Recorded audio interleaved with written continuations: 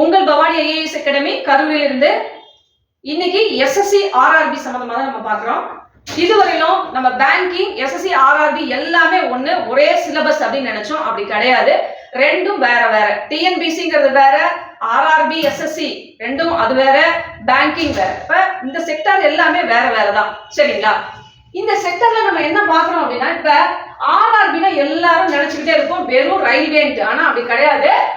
இந்த ஆர்ஆர்பிங்கிறது regional rural banking செக்டார்லயும் வரும். இன்னொன்னு ரயில்வே ரெக்ரூட்மெண்ட் போர்டு. இப்ப நம்ம பாக்குறது ரயில்வே ரெக்ரூட்மெண்ட் போர்டு, சரிங்களா? இப்போ இதுல நம்ம டிஎன்பினா ரொம்ப கஷ்டம். இதுல என்ன நினைக்கிறாங்க, டயர் 1 டயர் 2 டயர் 3 அந்த மாதிரி 3 கேடர்ல தான் நம்ம எக்ஸாம் எழுதுறோம். என்னையா டயர் 1 டயர் 2 டயர் 3 அப்படிங்கிற மாதிரி உங்களுக்கு ஒரு கன்ஃபியூஷன் இருக்கும்.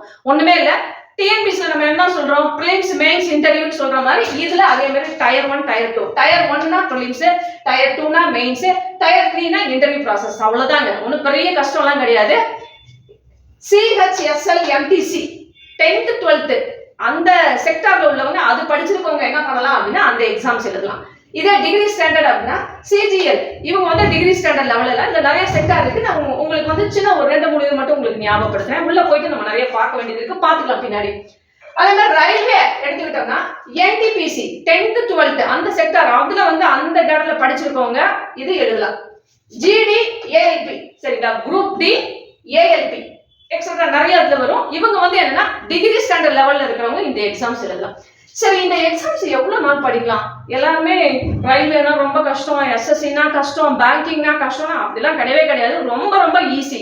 சரி, அந்த ஈஸி எவ்வளவு நாள் நம்ம பண்ணலாம் அப்படின்னா 6 மாசத்துல கிளியர் பண்ண முடியும். ஆனா நாங்க சொல்றதை நீங்க கேட்டீங்கன்னா கண்டிப்பா பண்ண முடியும். என்னன்னா ஒரு நாள் கூட அதுல லீவ் எடுக்கக்கூடாது. ரொம்ப ரொம்ப சின்சியரா படிக்கணும். படிச்சோம்னா 6 மாசத்துல இதை நம்ம கிளியர் பண்ண முடியும். எப்படி? டயர் 1 பிலிம்ஸுங்க. பிலிம்ஸை பொறுத்தளவு என்னன்னா ரீசனிங், ஆப்டிடியூட், இங்கிலீஷ், ஜிகே எல்லாத்துக்கும் 25 கொஸ்டின்ஸ், 25 மார்க்ஸ், சரிங்களா? டோட்டலா என்ன பண்ணலாம், இப்போ ரீசனிங் அப்படின்னா அதுக்கு 15 மினிட்ஸ், ஒவ்வொரு இதுக்கும் 15 மினிட்ஸ், 1 hour உங்களுக்கு எக்ஸாம். அப்ப இது எப்படி 1 hourல நம்ம கிளியர் பண்றது? இதுதான். அப்ப நம்ம எடுத்தோடனே என்ன பண்ணணும் அப்படின்னா ரீசனிங், ஆப்டிடியூட், இங்கிலீஷ் இதுக்கு ஒரு 1.5 months போதுங்க. தெளிவா நம்ம தொடர் பிராக்டிஸ்ல எது ஈஸியா இருக்கும் அப்படிங்கிறதையும் எதுல நம்ம டஃபா இருக்கும்ங்கிறதையும் இம்பார்ட்டன்ட் கொடுத்து கரெக்டா அதை படிச்சோம் அப்படின்னம்னா இதை நம்ம கிளியர் பண்ண முடியும். எவ்வளவு ஸ்கோர் அடிக்க முடியும்? அதாவது 25னா ஒவ்வொரு இதுலயும் 22 அபோவ் அடிச்சாதான் பண்ண முடியும். ஏன் 22 அபோவ் அப்படின்னு சொல்றோம்னா இதுலயும் லாட் ஆஃப் எக்ஸாமோட ஸ்லாட் லாட் ஆஃப் போடுவாங்க. அதுல நமக்கு என்ன வரும், ஈஸியா வரும், மீடியமா வரும், ரொம்ப ஹார்டா வரும், எப்படி வேணாலும் கேட்பான். ஆனா எல்லாத்துக்கும் நம்ம தயாரா இருக்கணும் அப்படின்னா ஒவ்வொரு இதுலயும் 22 அடிக்கணும். சரி, இது 3 மட்டும் பண்ண சொல்றோமே, ஏங்க ஜிகே பத்தி சொல்லலன்னு நீங்க நினைப்பீங்க.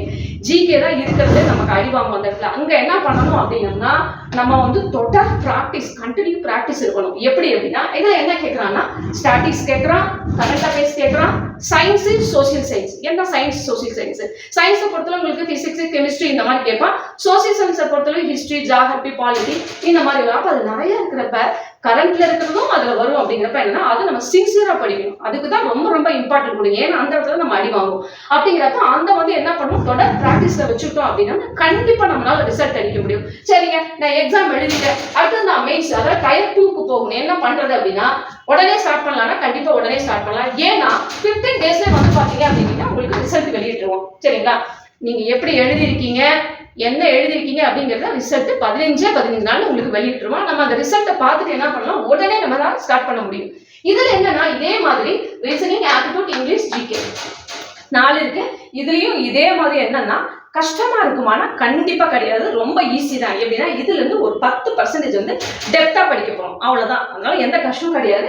இதுலயும் அதே மாதிரி 40 அபோவ் அடிக்கிற மாதிரி நம்ம பிளான் பண்ணிக்கிட்டோம்னா ஈஸியா இருக்கணும். சரியா? ஈஸியா இருக்கும். இன்னொரு விஷயம்னா இதுல மெயின் என்னன்னா நீங்க கண்டிப்பா ஃபுல் டைம் ரெகுலரா ஜிகேன்ற ஒரு விஷயத்த நீங்க தொடர்ச்சியா பிராக்டிஸ் பண்ணா மட்டும்தான் முடியுங்க. இல்லாட்டி ரொம்ப கஷ்டம். இதுல ஒரு நாள் நம்ம லீவ் போனோம், இல்ல எனக்கு டைம் இல்ல இப்படிலாம் நினைச்சோம்னா நிச்சயமா நம்மளால முடியவே முடியாது. அப்ப என்ன பண்ணணும் அப்படின்னா நம்ம தொடர் பிராக்டிஸ்ல இருக்கணும். இன்னொரு விஷயம் என்ன, அதாவது எல்லா பக்கமும் போய் நீங்க எக்ஸாம் எழுதுவீங்க, பிராக்டிஸ் கொடுப்பாங்க, எல்லாமே பண்ணுவாங்க. ஆனா இங்க நம்ம என்ன பண்றோம் அப்படின்னா நீங்க எக்ஸாம் எழுதணும், ஃபேக்கல்டிஸும் நீங்களும் சேர்ந்து என்ன கொஸ்டின் பேப்பர்ஸ் எழுதிருக்கீங்களோ அதை ரிவ்யூ செக்ஷன் கொடுக்குறோம். அப்போ ரிவ்யூ செக்ஷன்ல என்ன, கீழே நீங்க 4 ஆப்ஷன் அடிச்சிருப்பீங்க, அந்த ஆப்ஷனுக்கு என்ன மாதிரி கொஸ்டின்ஸ் வரும், ஒருவேளை அந்த 4 கொஸ்டின்ஸ்ல எது முதல்ல தப்பு. இப்போ ஒரு 2 தப்பு நம்ம கண்டுபிடிச்சோம்னா மீதி 2ல எது ஆன்சரா இருக்கும் அப்படிங்கிற ஒரு ஜட்ஜ்மெண்ட் நமக்கு தெரியணும் இல்லையா? அப்ப கொஸ்டின் பேப்பர் ரிவ்யூ செக்ஷன்ங்கிறது ரொம்ப ரொம்ப இம்பார்ட்டன்ட். அது நம்ம இங்க பண்றோம். அப்படிங்கிறப்ப என்ன உங்களுக்கு ரொம்ப ஈஸியா இருக்கும். இன்னொரு விஷயம் என்ன, தொடர்ச்சியா டெஸ்டிங், கண்டிப்பா நீங்க டெஸ்ட் எழுதணும். ஏன் டெஸ்ட் எழுதணும்? நான் படிச்சிருக்கேன், ஞாபகம் இருக்கு, எனக்கு மைண்ட்ல இருக்கு அப்படின்னாலும் அது உள்ள இருக்கா இல்லையா நம்ம எப்ப தெரிஞ்சுக்க முடியும்? நிச்சயமா டெஸ்ட் எழுதா மட்டும்தான் தெரிஞ்சுக்க முடியும். அப்ப நான் எந்த அளவுல இருக்கேன், எந்த இடத்துல இருக்கேன், எதுக்கு இம்பார்ட்டன்ட் கொடுக்கணும், எப்படி கொடுக்கணும், எவ்வளவு நேரம் ஸ்பெண்ட் பண்ணணும் அப்படிங்கிறது உங்களுக்கு தெரிஞ்சா மட்டும்தான் ரிசல்ட் அளிக்க முடியும். கவர்மெண்ட் எக்ஸாம் அப்படின்னாவே இது வந்து ரொம்ப ஈஸின்னு நினைக்கிறாங்க. ஆனா அது ஈஸி தான். நீங்க எப்படி வந்து ஃபர்ஸ்ட் ஒரு பப்ளிக் எக்ஸாம்க்கு உள்ள போகிறீங்களோ எவ்வளோ சின்சியரா படிக்கணும். அதாவது நம்ம எஜுகேஷனுக்கு வந்து அடுத்த லெவல் போகணும். நான் வந்து டிகிரி ஸ்டாண்டர்ட் போகணும், எந்த அளவுக்கு எக்ஸாமுக்கு ப்ரிஃபரன்ஸ் கொடுத்து படிக்கிறேன், நீட்டுக்கு போறப்ப எப்படி படிக்கிறேன், இந்த மாதிரி இன்ஜினியரிங் கேடருக்கு போறதுக்கு படிக்கிறேன், இந்த மாதிரி அதுக்கு எவ்வளவு அளவுக்கு இம்பார்ட்டன்ட் கொடுக்கணும். அதே இம்பார்ட்டன்ட் வந்து பாத்தீங்கன்னா கவர்மெண்ட் எக்ஸாமுக்கும் நீங்க கொடுக்கணும். கொடுத்தா மட்டும்தான் நம்ம ரிசல்ட் போட முடியும். சரிங்களா? இது சம்பந்தமா உங்களுக்கு ஏதாவது கமெண்ட்ஸ் இருக்கு அப்படின்னா நம்ம கமெண்ட் செக்ஷன்ல சொல்லுங்க. நாங்க நெக்ஸ்ட் வீடியோ போறோம். நம்ம பவானி ஐஏஎஸ் அகாடமி சப்ஸ்கிரைப் பண்ணுங்க, ஷேர் பண்ணுங்க, பக்கத்துல இருக்க பெல் ஐகானை கிளிக் பண்ணுங்க. அப்பதான் உங்களுக்கு உடனே நோட்டிபிகேஷன் வரும். தேங்க்யூ. நெக்ஸ்ட் வீடியோல பார்க்கலாம்.